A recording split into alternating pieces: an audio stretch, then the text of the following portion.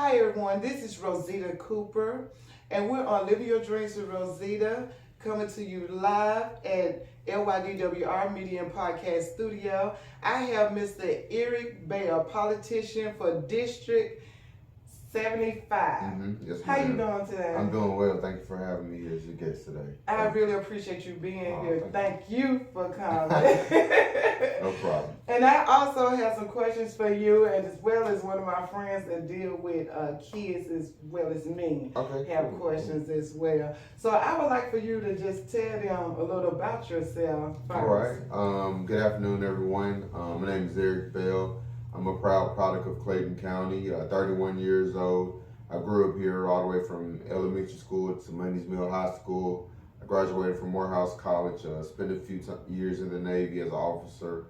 Since I've been out, I've been able to work with the Fulton County Economic Development Department, the Senator Lester Jackson and the Congressional Black Caucus. I served on the Mental Health Board, the School CTAE Board, the Library Foundation Board, mentoring teens through different programs such as Walking in Authority, Lions of Justice with the Magistrate Court, the King's mentoring program at Money's Mill and at BAB and at Point South Elementary and Middle School, and just am an activist at heart. So whether that's protesting or demonstrating or registering people to vote in Clayton, Atlanta, Alabama, Kentucky, I've done it and will continue to do it.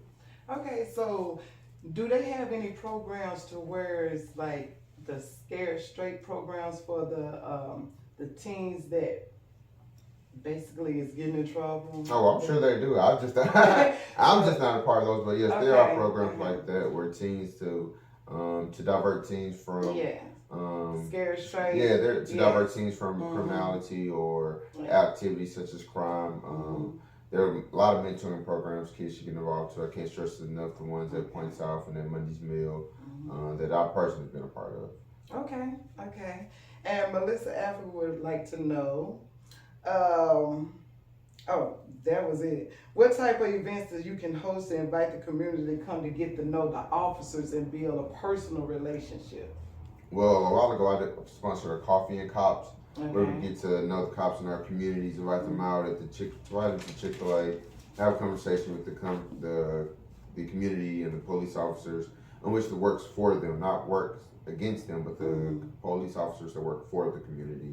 Also, when I hosted a few back to school supply drives, and they've been in conjunction with the Sheriff's Department and with the Clayton County Police Department, where there will be police and sheriff's deputies on site to interact with the community, to show that they're just another person in their community that wants to see a living and thriving community as well. Okay, so I know that program right there might be the younger generation because of the parents might bring them. But what about the teenagers, the young adults, like 19, 20, the ones that feel as though they too old to come to a party where blood, you know what I'm saying, where we catering to the kids, the smaller kids. What about those programs? Well, specifically, we have workforce development programs. They can look for the WorkSource Clayton, which is right in Mount Zion Road, which is actually in the district, which gives young adults actually opportunities to have employment advancement and training and certification programs, as well as the entertainment district that we have in Monroe and the other entertainment district, not district, but other entertainment establishments that you see coming up in Clayton County, such as the Jamrock South, the Privilege Lounge, the 404 Lounge, Nouveau in Jonesboro. So some of it's just the community has to get out and rediscover itself. Okay, awesome. Okay, so Miss Afra deals with mental health kids, and it has been a concern about how officers approach a person that they feel as though that is being a problem, but in reality they have like a mental issue. So what do we have in place for us, the kids that have mental health? Well, I currently serve, I've not currently served, but for 4 years I served on the Clayton County Mental Health Board, where we actually have a whole system for the students, for kids off of Mount Zion Parkway. If you know where the mall is, once you pass over the interstate, there's a IHOP.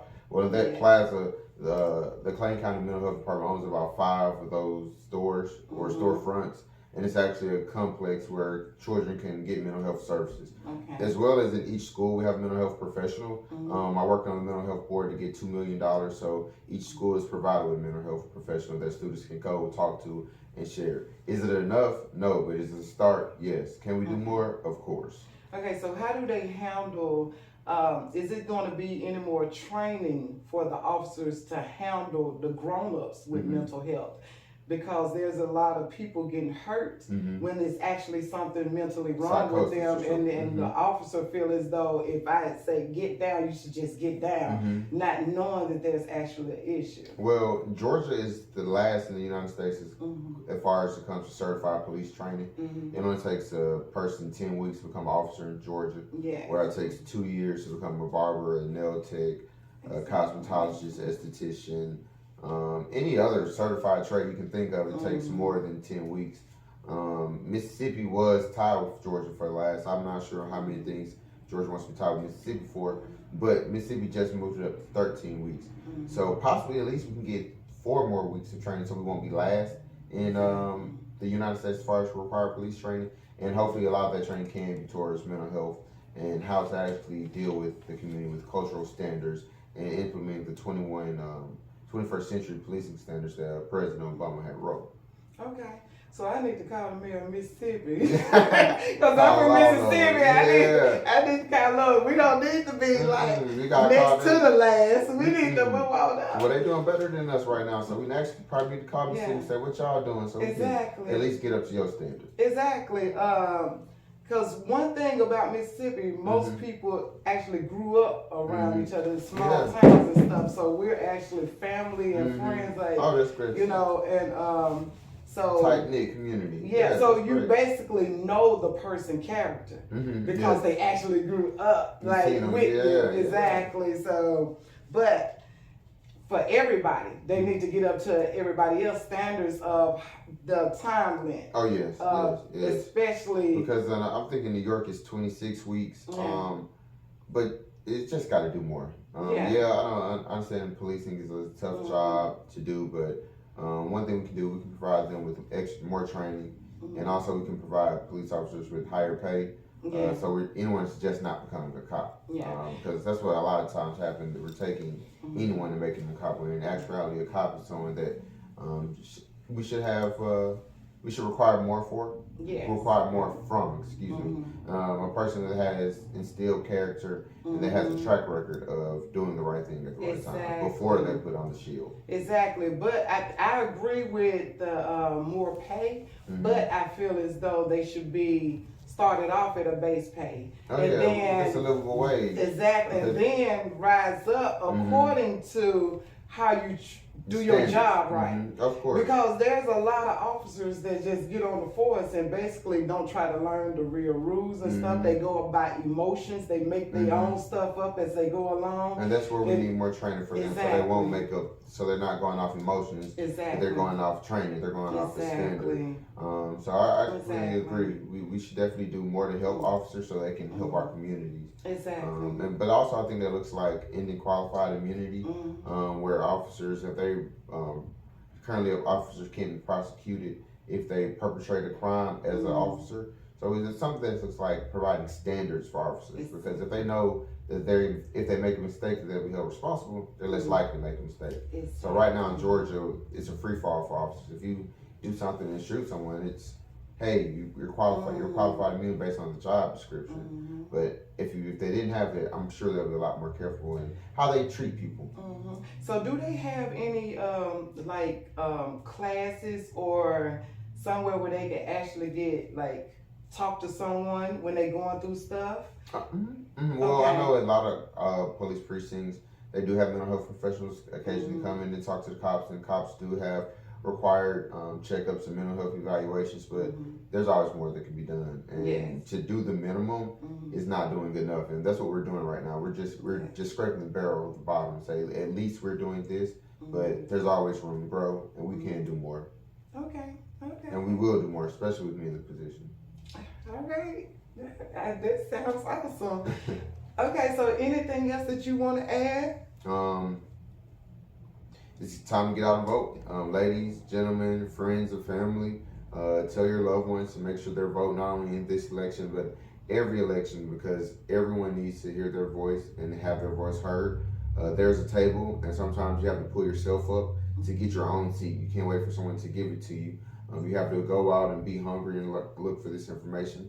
I know a lot of times in our communities we're tired, overburdened with work, and overburdened with things that we have to do for our families and friends, but we have to take time to make sure that we step in place for our communities. And that looks like voting, that looks like showing up to city council meetings, it looks like going to the state capitol, it looks like going to your commission meetings, that looks like standing in the gap when no one else can. And it's hard, it's tough, but you can do it, and that's what it takes for you to get it done. But you can find more information about the campaign for me to let me, Eric Bell, as your next state representative, District 75, at bellforus.com. That's BELLFORUS.com. You can register to vote, find resources in your local communities in Clayton County, as well as to donate, because unfortunately, it's not free to run a campaign. It takes support from volunteers and donors to make sure that everyone is treated equitable and has a fair fight at this. All right. Okay, so on Living Your Dreams with Rosita, I have this where the person tells something, and since you already done told the grown-ups, I would like for you to tell the kids something that they can go by for the rest of their lives. It's not what you tell someone, it's how you make them feel. You never, as a people, we say things a lot, and we don't really doesn't know how that makes that person feel. And oftentimes they forget what you might have said, but they never forget how you make them feel. So always do your best to make someone feel kind, make someone feel loved, make someone feel appreciated, because you never know what the next person's going through. Just like you need a hug or you need a pat on the back, that next person needs that same thing. So if you can be that person to stand up and uplift one another, and to make sure that we're all taken care of, I'm sure there's always going to be someone that makes sure that you're taken care of. So make sure you're making people feel included. Make sure you're making people feel how you want to feel and how you want to be treated. Okay. And with that being said, this is Rosita Cooper with the Rosita Cooper Show, Living Your Dreams with Rosita. And peace and love and peace and blessings.